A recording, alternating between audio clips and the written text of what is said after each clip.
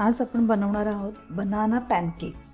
यामध्ये आपण साहित्य घेतले, केळी, हे नाचणीचं पीठ आहे, हे साजूक तूप, काजूचे तुकडे आहेत, कुठलेही ड्रायफ्रुट्स घेऊ शकता तुम्ही, गूळ, वेलची पावडर, हे चवीपुरतं मीठ आहे आणि दूध। यात केळी तुम्ही किती पिकलेली असली तरी ती घेऊ शकता, उलट जेवढी जास्त पिकलेली असतील तेवढे छान होतात पॅनकेक्स।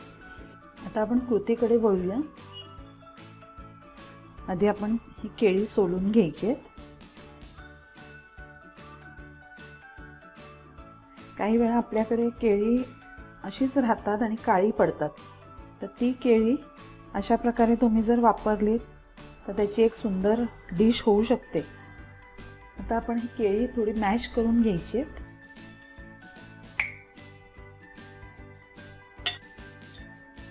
ते मॅश करून झालेलं आहे।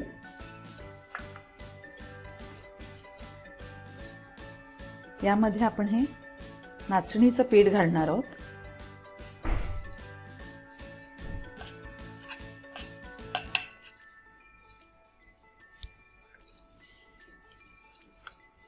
हा पाव बाउल गूळ घालायचा आहे,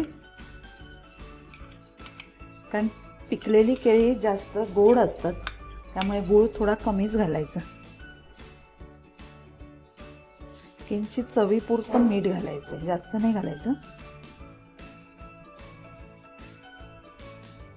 हे ड्रायफ्रुट्स घालायचे आणि वेलची पावडर। आता हे सगळं मिक्स करायचं आहे आपल्याला। हळूहळू थोडं थोडं दूध घालून हे सगळं मिक्स करून घ्यायचं आहे।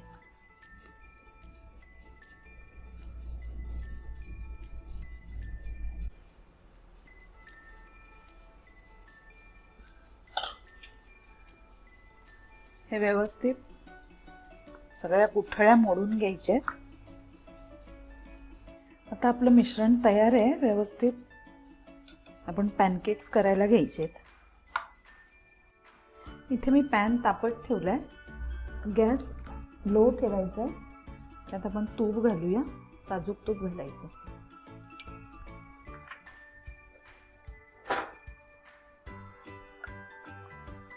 तर आपलं हे मिश्रण त्यात घालायचं।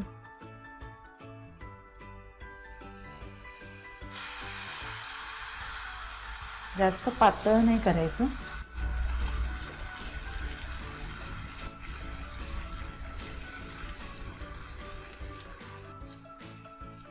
पाच मिनिटं झाकण ठेवून द्यायचे।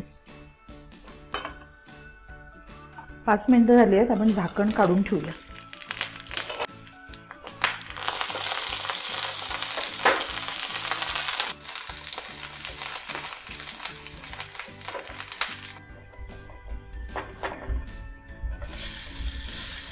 आता दुसऱ्या बाजूने व्यवस्थित होऊ द्यायचे।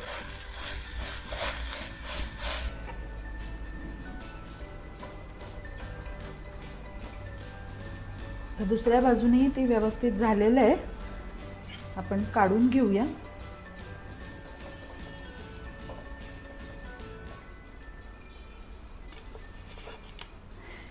हे पॅनकेक्स तुम्ही ब्रेकफास्टलाही करू शकता, मुलांना नक्की आवडतील।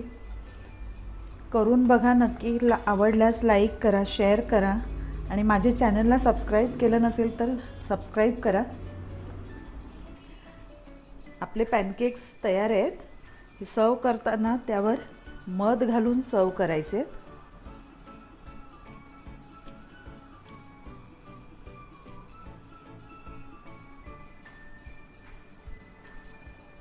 तुम्ही चॉकलेट सिरप घातलं तरी चालेल, मुलांना आवडत असेल तर,